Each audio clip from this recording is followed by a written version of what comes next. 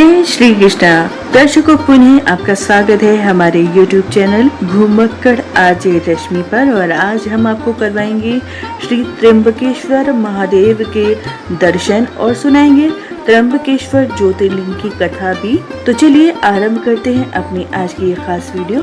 श्री त्र्यंबकेश्वर भगवान का मंदिर नासिक जिले में स्थित है और ये भगवान शिव के ज्योतिर्लिंगों में से एक है जिन्हें भारत में सबसे अधिक पूजा जाता है।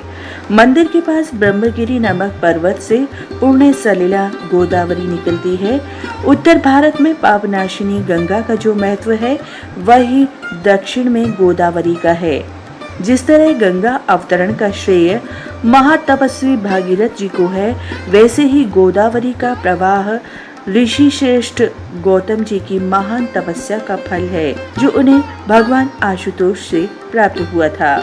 शास्त्रों के अनुसार एक बार महर्षि गौतम के तपोवन में रहने वाले ब्राह्मण की पत्नियां किसी बात पर गौतम ऋषि की पत्नी अहिल्या से नाराज हो गयीं। उन सभी पत्नियों ने अपने पतियों को गौतम ऋषि का अपमान करने के लिए प्रेरित किया। उन ब्राह्मणों ने इसके लिए भगवान गणेश की आराधना की और उनकी आराधना से प्रसन्न होकर गणेश जी ने उनसे वर मांगने को कहा।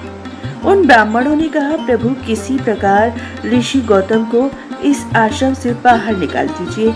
गणेश जी को विवश होकर उनकी बात माननी पड़ी।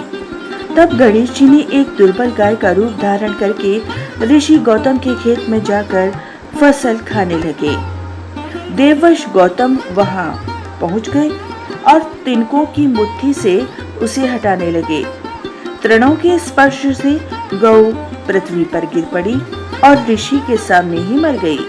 उस समय छिपे हुए सारे ब्राह्मण एकत्रित होकर गौ हत्यारे कहकर ऋषि गौतम का अपमान करने लगे। ऐसी विषम परिस्थिति को देखकर गौतम ऋषि ने उन ब्राह्मणों से प्रायश्चित करने का उपाय पूछा।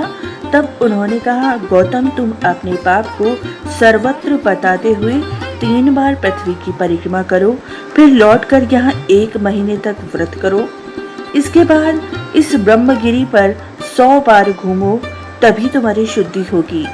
यदि यह ना कर पाओ तो यहाँ गंगा जी को लाकर उनके जल से स्नान करके 1 करोड़ पार्थिव शिवलिंग से भगवान शिव की आराधना करो। उसके बाद फिर से गंगा जी में स्नान करके पुनः 100 गहड़ों से पार्थिव शिवलिंगों का स्नान कराने से तुम्हारा उद्धार होगा। गौतम ऋषि ने इस प्रकार कठोर प्रायश्चित किया। इससे प्रसन्न होकर भगवान शिव ने उनसे वर मांगने को कहा। महर्षि गौतम ने कहा, भगवान आप मुझे गौ हत्या के पाप से मुक्त कर दीजिए। भगवान शिव ने कहा, गौतम तुम सर्वदा निष्पाप हो। गौ हत्या का अपराध तो तुम पर छल पूर्वक लगाया गया था। ऐसा करने के लिए तुम्हारे आश्रम के ब्राह्मणों को मैं दंड देना चाहता हूँ। इस पर महर्षि गौतम ने कहा, उन्हीं के उस कार्य से मुझे आपके दुर्लभ दर्शन प्राप्त हुए हैं। अब उन्हें मेरा परम समझकर उन पर आप क्रोध न करें। बहुत सारे ऋषि मुनियों और देवगणों एवं गंगा ने वहां उपस्थित होकर ऋषि गौतम की बात का अनुमोदन करते हुए भगवान शिव से सदा वहीं पर निवास करने की प्रार्थना की। देवों की प्रार्थना करने पर भगवान भोलेनाथ वहीं गौतमी तट पर त्र्यंबकेश्वर ज्योतिर्लिंग के रूप में प्रतिष्ठित हो गए। यह त्र्यंबक नामक ज्योतिर्लिंग सभी मनोकामनाओं को पूर्ण करने वाला है। यह महापातकों का नाशक और मुक्ति प्रदायक है। जब सिंह राशि पर बृहस्पति आते हैं तब इस गौतमी तट पर सकल तीर्थ देवगण और नदियों में श्रेष्ठ गंगा जी पधारती हैं तथा महाकुंभ पर्व होता है। तो दर्शकों, ये हमने आज आपको सुनाई त्र्यंबकेश्वर ज्योतिर्लिंग की कथा। इससे पूर्व भी हम आपको क्रमशः ज्योतिर्लिंगों की कथा सुनाते आए हैं और दर्शन कराते आए हैं। यदि अभी तक आपने उन कथाओं को नहीं देखा है तो डिस्क्रिप्शन में दिए गए लिंक पर आप क्लिक करके उन कथाओं को देख सकते हैं। और अगर अभी तक आपने हमारे चैनल को सब्सक्राइब नहीं किया है तो चैनल सब्सक्राइब कर लीजिए ताकि आपको आने वाले सभी नोटिफिकेशन मिलते रहें। ये वीडियो आपको कैसी लगी?